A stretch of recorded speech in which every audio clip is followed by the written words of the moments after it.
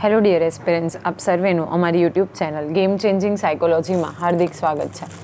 આજના વિડીયોમાં આપણે પ્રોબેશન ઓફિસર, ચીફ ઓફિસર તેમજ અન્ય કેટલીક સરકારી પરીક્ષાઓ માટે સમાજ કાર્ય એટલે કે સોશિયલ વર્ક સબ્જેક્ટ અગત્યનો છે અને સાથે સાથે જે વિદ્યાર્થીઓ બેચલર ઇન સોશિયલ વર્ક અને માસ્ટર ઇન સોશિયલ વર્ક સાથે સંકળાયેલા છે તો એમને માટે પણ આ સબ્જેક્ટ ખૂબ જ અગત્યનો છે. અને અગેન આજે આપણે આજના વિડીયોથી એક નવા ચેપ્ટરની શરૂઆત કરવાના છે અને એ નવું ચેપ્ટર છે કાર્યકર અને સેવાર્થીના સંબંધો. તો આ એક નવું ચેપ્ટર આજથી આપણે સ્ટાર્ટ કરીએ છીએ, તો એ અંગેની ડિટેલમાં આપણે વિસ્તૃત ચર્ચા કરીશું. તમે અગાઉના વિડીયો જોયા ન હોય તો તમે પ્લેલિસ્ટમાં જઈને જોઈ શકો છો, જેથી એક સબ્જેક્ટ જે તમારો છે એ ટોટલી ક્લિયર થઈ જાય. પ્લસ જે વિદ્યાર્થીઓ બેચલર ઇન સોશિયલ વર્ક અને માસ્ટર ઇન સોશિયલ વર્ક સાથે સંકળાયેલા છે તો એવા વિદ્યાર્થીઓને આ સબ્જેક્ટ ખૂબ જ અગત્યનો છે. તો તમે પ્લેલિસ્ટમાં જઈને ચેક કરી શકો છો. દરેક ચેપ્ટર ત્યાં અવેલેબલ છે અને જે થંબનેલ્સ છે એનો કલર અલગ અલગ છે, જેથી કરીને તમને ઇઝીલી આઈડિયા આવી જાય કે આ ચેપ્ટરના આટલા વિડીયોઝ છે. તો આજના વિડીયોમાં આપણે કાર્યકર સેવાર્થીના સંબંધો વિશેની ડિટેલમાં ચર્ચા કરવાના છે. હવે તમને ખબર હશે, કાર્યકર એટલે કે જે વ્યક્તિ પ્રશ્નનું સમાધાન કરે છે, સમસ્યાનું સમાધાન કરે છે. સેવાર્થી એટલે કે જેને પ્રોબ્લેમ છે એ. તો આ બંને વચ્ચે કેવા સંબંધ હોવા જોઈએ, તો સાથે સાથે સંબંધ એટલે શું એની પણ આપણે વાત કરવાના છે. તો આપણે અગાઉ જોયું હતું કે બેઝિકલી એ બંનેના જે સંબંધો છે એ ખૂબ જ સારા હોવા જોઈએ, સ્પેશિયલી કાર્યકર બાબતે, કે કાર્યકર એક ફિલોસોફર અને ગાઈડ તરીકે કામ કરતો હોવો જોઈએ, વિશ્વાસનું સંપાદન કરતો હોવો જોઈએ. તો જ સેવાર્થી જે છે એ મુક્ત મને પોતાના પ્રશ્નો અથવા તો પોતાના જો પ્રોબ્લેમ્સ છે એ કાર્યકરની સાથે શેર કરી શકે. તો આજના વિડીયોમાં આપણે આ વિશેની ડિટેલ ચર્ચા કરવાના છીએ. તો કોઈ પણ વ્યક્તિ પોતાના મિત્રની વાત સાંભળીને તેના ઉપર વિશ્વાસ કરે છે, પરંતુ આ જ વાત કોઈ અજાણ્યો માણસ કરે તો તેની ઉપર વિશ્વાસ મૂકવામાં આવતો નથી. ઓકે, તમને ખબર હશે, this is a very common example કે કોઈ મિત્ર છે, કોઈ ફ્રેન્ડ છે, તો એની વાત સાંભળે છે અને એની ઉપર વિશ્વાસ કરે છે, પરંતુ એ જ વાત કોઈ અજાણ્યો વ્યક્તિ કરે તો તેની ઉપર વિશ્વાસ નથી કરતો. વાત એકની એક જ છે, પણ એકની રજૂઆત મિત્ર દ્વારા કરવામાં આવે છે તો આપણે એની ઉપર વિશ્વાસ મૂકીએ છીએ, પરંતુ એ જ સેમ વાત જ્યારે કોઈ અજાણી વ્યક્તિ, અનનોન પર્સન દ્વારા કરવામાં આવે તો આપણે એની ઉપર ટ્રસ્ટ મૂકતા નથી.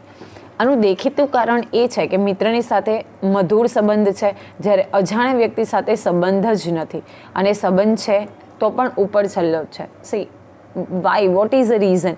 તો આપણે જો વાત કરીએ તો દેખીતું બેઝિક રીઝન એવું છે કે મિત્રની સાથે આપણો સંબંધ છે ગાઢ છે, સારો સંબંધ છે, અને જે અજાણ્યા વ્યક્તિ જે આપણી સાથે એણે વાત શેર કરી છે એની સાથે ક્યાં તો આપણી સાથે સંબંધ જ નથી, અથવા છે તો એકદમ પ્રોફેશનલ ઉપર છલ્લો. ઓકે, એ પ્રમાણેનો સંબંધ છે. વ્યવહાર પરિવર્તન માટે પરસ્પર વિશ્વાસ જરૂરી છે અને વિશ્વાસ એ પરસ્પરના સંબંધો ઉપર નિર્ભર છે. મેં તમને હમણાં જ કીધું, વિશ્વાસના સંપાદન કરવા માટે અને વ્યવહારમાં પરિવર્તન લાવવા માટે વિશ્વાસ જરૂરી છે.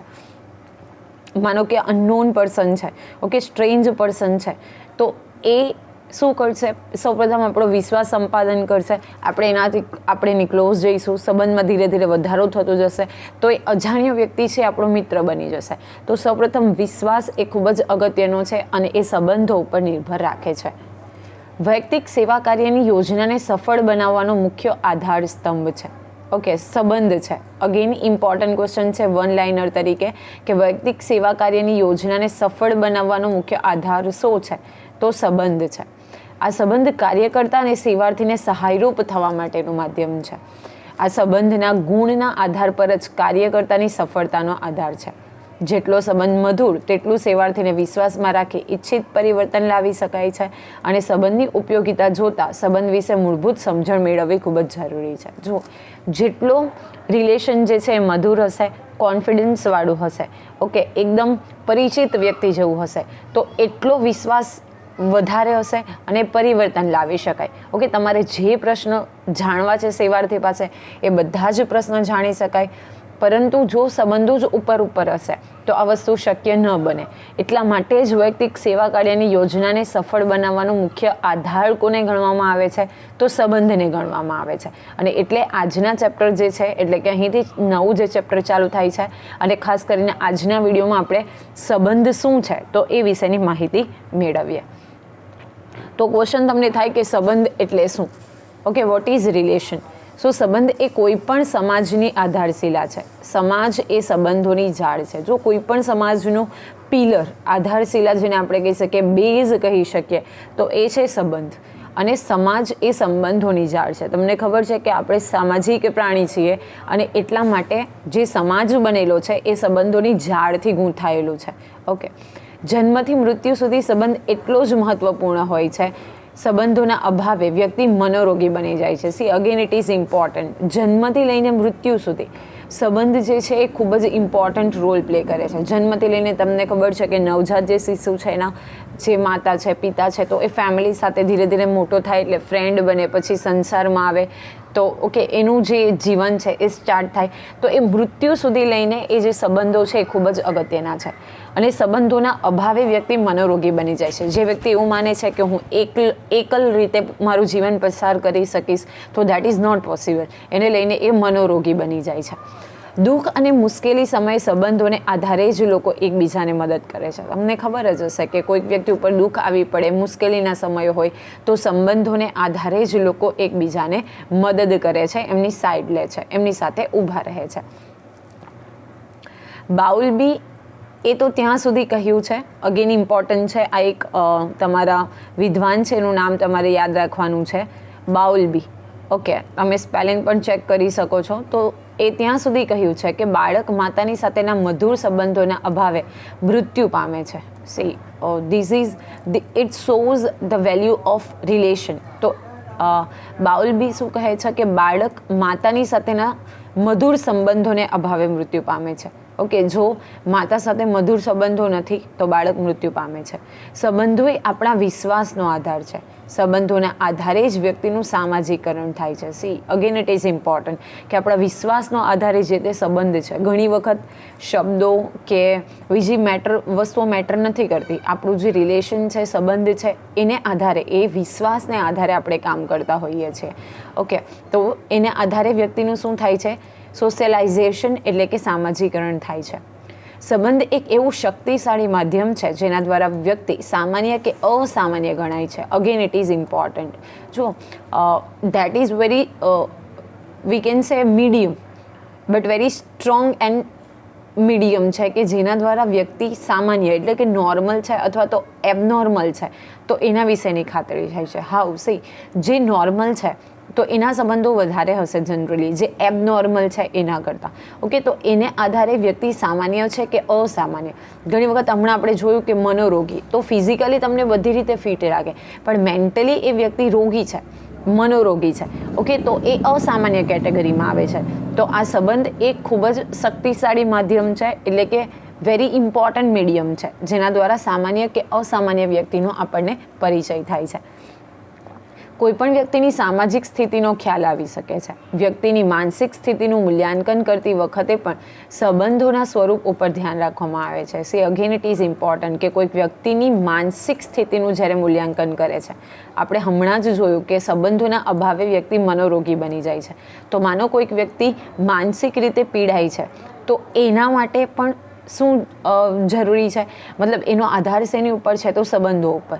ઓકે, ઘણી વખત ઘરમાં તડછોડી દેવામાં આવતા હોય કે ફેમિલી મેમ્બર્સ છે એની સાથે યોગ્ય બિહેવિયર નહીં કરતા હોય, તો એના આધારે વ્યક્તિની માનસિક સ્થિતિ જે છે એમાં આપણને વેરિએશન જોવા મળે છે, મનોરોગી બની જાય છે.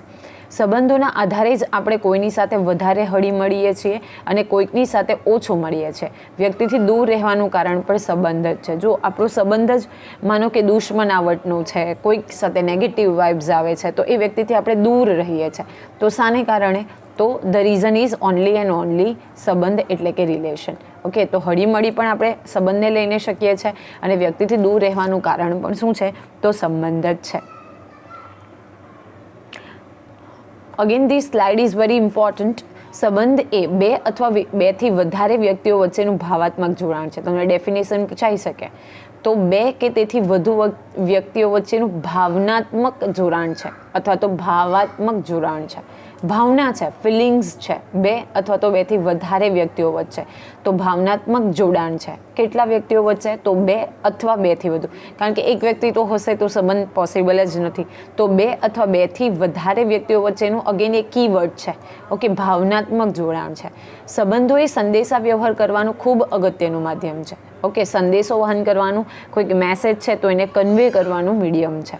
આ સંબંધ એકબીજાની માનસિકતા, પ્રતિક્રિયા તથા લાગણી વિષયક બાબતોને પ્રગટ કરે છે. ઓકે, એમની માનસિકતા, મેન્ટાલિટી કેવી છે, રિએક્શન કેવું કરે છે, એમની લાગણી એટલે કે ફિલિંગ્સ કેવી છે, તો આ બધી બાબતોને એ પ્રગટ કરે છે. કાર્યકર અને સેવાર્થી વચ્ચે સ્થપાતો સંબંધ એ સમસ્યા નિવારણની પ્રક્રિયાનો પાયો છે. જો જ્યારે કાર્યકર અને સેવાર્થી વચ્ચે જે સંબંધ સ્થપાય છે, ઓકે, તો એ શા માટે ઉપયોગી છે? તો સમસ્યા નિવારણની પ્રક્રિયા કરવા માટે એ ખૂબ જ ઉપયોગી છે. હવે તમને ડેફિનેશન પૂછાઈ શકે, તો ડેફિનેશન્સ આર વેરી ઇમ્પોર્ટન્ટ. તો રોજર્સ નામના વિદ્વાનના મતે જેમણે 1909માં આ ડેફિનેશન આપી છે, તો રોજર્સના મતે સંબંધ એક એવી બાબત છે કે જેમાં ઓછામાં ઓછા એક પક્ષનો હેતુ અને અન્ય પક્ષના વિકાસને પ્રોત્સાહન આપવાનો તથા તેના વિકાસ કાર્યમાં સુધારણા લાવવાનો હોય છે. જો વોટ ઇઝ રિલેશન, તો સંબંધ શું છે? તો ઓછામાં ઓછા એક પક્ષનો હેતુ. ઓકે, એકથી વધારે પક્ષ પણ હોઈ શકે. તો એક પક્ષનો હેતુ અન્ય પક્ષ, માનો કે આપણી પાસે અહીંયા પક્ષ એ છે, તો એ પક્ષ એ માની લઈએ કે અન્ય પક્ષને, તો હું લઉં છું બીજો પક્ષ બી, તો આ બી પક્ષના વિકાસને પ્રોત્સાહન આપવાનો અથવા તો તેના વિકાસ કાર્યમાં સુધારણા લાવવાનો અથવા તો એ પ્રોબ્લેમ છે એને સોર્ટ આઉટ કરવાનો હેતુ છે. આવી વ્યાખ્યા કોણે આપી છે? તો રોજર્સ નામના વિદ્વાને આપી છે. ઓકે, પેપિન્સ્કી એન્ડ પેપિન્સ્કી જેમણે 1954માં વ્યાખ્યા આપી છે. તો પેપિન્સ્કી એન્ડ પેપિન્સ્કી સંબંધની વ્યાખ્યા આપતા જણાવે છે કે સંબંધ એટલે બે વ્યક્તિઓ વચ્ચેની નિરીક્ષણ કરી શકાય એવી આંતરક્રિયાના ભાવાત્મક લક્ષણને દર્શાવતી એક કાલ્પનિક સંકલ્પના. શું કહે છે? બે વ્યક્તિઓ પૈકીની નિરીક્ષણ કરી શકાય એટલે કે ઓબ્ઝર્વેશન કરી શકાય એવી આંતરિક ક્રિયાના ભાવાત્મક વલણને. આંતરિક ક્રિયા તમારા ફિલિંગ્સ છે, ઇમોશન્સ છે, જેને તમે નિરીક્ષણ કરી શકો છો.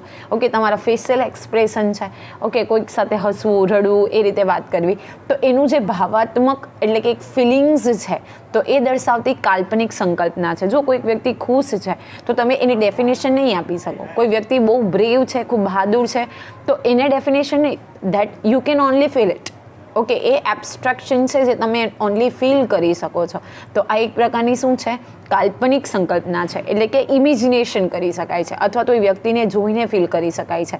તો આવી વ્યાખ્યા કોણે આપી છે?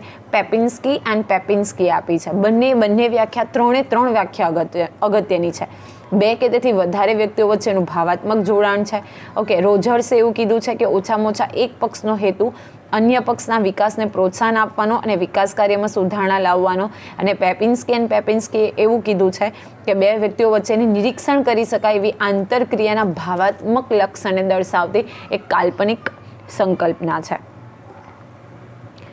આમ ઉપરોક્ત વ્યાખ્યાઓને આધારે આપણે એવું તારવી શકીએ કે કાર્યકર સેવાર્થીનો સંબંધ આંતરક્રિયાના ભાવાત્મક કે આવેગાત્મક પાસાઓનો નિર્દેશ કરે છે. આ સંબંધ દ્વારા સેવાર્થી પોતાના વિચારો, લાગણીઓ, ભાવનાઓ, મૂલ્યો, વર્તનો વગેરેનું પરીક્ષણ કરતા શીખે છે. જો એના વિચારો, થોટ્સ, એના ઇમોશન્સ, લાગણીઓ, એની ફિલિંગ્સ, ભાવના, એના ઇમોશન્સ, એના વેલ્યુઝ, એનું બિહેવિયર, આ બધી જ વસ્તુઓનું નિરીક્ષણ કરતા તે શીખે છે. સમાજ કાર્ય એ વૈજ્ઞાનિક જ્ઞાનની સાથે માનવીય સંબંધોની કુશળતા ઉપર આધારિત એક વ્યાવસાયિક સેવા છે. Again it is important. જો એક વ્યાવસાયિક સેવા છે, ઓકે, વ્યક્તિગત સેવા નથી. તમને પ્રશ્ન પૂછાઈ શકે કે સમાજ કાર્ય એ વૈજ્ઞાનિક જ્ઞાનની સાથે માનવીય સંબંધોની કુશળતા ઉપર આધારિત કયા પ્રકારની સેવા છે? તો એક વ્યવસાય. કારણ કે અહીંયા આપણે વ્યવસાયલક્ષી વાત કરી રહ્યા છે. સમાજ કાર્યના અભ્યાસમાં વ્યાવસાયિક સંબંધો ઉપર વિશેષ ભાર મૂકવામાં આવે છે. કોઈ પણ વ્યવસાય માટે માનવ સંબંધોમાં આત્મીયતા અને ઊંડાણ હોવા જરૂરી છે. જો મેં તમને અગાઉ જ કીધું કે જેટલો વિશ્વાસ વધુ હશે, જેટલા સંબંધો મીઠાશવાળા હશે, ઓકે, જેટલા ટ્રસ્ટેડ હશે, એટલા ઊંડાણવાળા હશે અને આત્મીયતા હશે. આત્મીયતા મતલબ એકબીજાના હોવું, એવી ફિલિંગ્સ હોવી જરૂરી છે. જ્યારે સેવાર્થી સંસ્થામાં આવે છે, એટલે કે જે વ્યક્તિને મદદની જરૂર છે એ કોઈક સંસ્થામાં આવે છે, ત્યારે સેવાર્થી કાર્યકરને બરાબર ઓળખતો પણ નથી હોતો. C both are unknown parties, unknown person. કોણ કોણ? તો સેવાર્થી અને કાર્યકર. તો એને ઓળખતો પણ નથી, પરંતુ ધીમે ધીમે કાર્યકર અને સેવાર્થી વચ્ચે સંબંધ સ્થાપનની શરૂઆત થાય છે. મેં તમને ત્યારે જ કીધું હતું કે ઇન્ટરવ્યૂ બેઝ ટેકનિક આપણે જે અગાઉ ભણ્યા, તો આપણે પ્રશ્ન પૂછીશું, એ વ્યક્તિ આન્સર આપશે, ધીમે ધીમે સીટિંગ થશે એટલે કે મુલાકાતો વધતી જશે અને ધીરે ધીરે સંબંધ સ્થાપનની શરૂઆત થાય છે. વ્યાવસાયિક સંબંધ માત્ર ઉપર છેલ્લી મિત્રતા જ નથી, પરંતુ એક વ્યાવસાયિક જરૂરિયાત પણ છે. જો કોઈ પણ પ્રોબ્લેમને સોર્ટ આઉટ કરવો છે તો ફક્ત તમારે ઉપર મિત્રતા નથી કેળવવાની, પરંતુ એ આપણી વ્યાવસાયિક જરૂરિયાત છે. કેવી રીતે વ્યાવસાયિક જરૂરિયાત છે? તો જે પ્રોબ્લેમ છે, જે મુશ્કેલી છે, એનું સમાધાન કરવું. ઓકે, તો એ આપણી જરૂરિયાત છે. વ્યક્તિ સાથે સંબંધ સ્થાપન થતાં તે વ્યક્તિ મટી સેવાર્થી બની જાય છે. જુઓ, પહેલાં આવે છે ત્યારે વ્યક્તિ છે, પણ ધીરે ધીરે એ સેવાર્થી બનશે અને જે તે સંસ્થામાં આવશે ત્યારે કાર્યકર અને સેવાર્થી વચ્ચેના સંબંધો જે છે એ બિલ્ટ થવાની, ઓકે, એને બનવાની શરૂઆત થશે. અગેન ઇમ્પોર્ટન્ટ છે, હેમિલ્ટનના મતે સેવાર્થી સાથે વ્યાવસાયિક સંબંધ સ્થાપિત કરવા માટે કાર્યકર્તાએ એવા વાતાવરણનું નિર્માણ કરવું જરૂરી છે જેમાં સેવાર્થીને પોતાનાપણાની ભાવના જાગે, તેની જરૂરિયાતોનો સ્વીકાર થાય અને પોતા વિશેનો વિશેષ નિર્ણય લેવાનો અધિકાર મળે. જો ખૂબ અગત્યનું છે કે હેમિલ્ટન શું કહે છે, તો એવા પ્રકારનો આપણે વ્યાવસાયિક સંબંધ સ્થાપિત કરવાનો છે અને એવું વાતાવરણ નિર્માણ કરવાનું છે જ્યારે સેવાર્થી શું અનુભવે? પોતાનાપણું, એટલે કે કાર્યકર એને પોતાનો જ વ્યક્તિ છે એવું લાગે. ઓકે, એની સાથે ફિલિંગ્સ આવે. ઓકે, એનામાં વિશ્વાસ મૂકી શકાય, તો એને પોતાનાપણાની ભાવના જાગે. જરૂરિયાતોનો સ્વીકાર થાય. આપણે જોયું હતું જરૂરિયાતોનો સ્વીકારનો સિદ્ધાંત, કે ભૂલ કરી છે તો ઇટ્સ ઓકે, હવે આપણે એને સ્વીકારવું પડશે. તો એની જે જરૂરિયાતો છે એનો સ્વીકાર થાય અને પોતાના વિશે નિર્ણય. આપણે જોયું હતું કે આત્મનિર્ણય લેવાનો સિદ્ધાંત, તો જે કોઈ નિર્ણય લેવાનો છે એ પોતે લઈ શકે, ન કે કાર્યકર જે છે એ એની ઉપર થોપી બેસાડે. તો એને પોતાનો નિર્ણય લેવાનો અધિકાર મળે છે. અને જેવી જગ્યા ઉપર અથવા તો જે જગ્યા ઉપર આવું વાતાવરણ મળે, કેવું વાતાવરણ?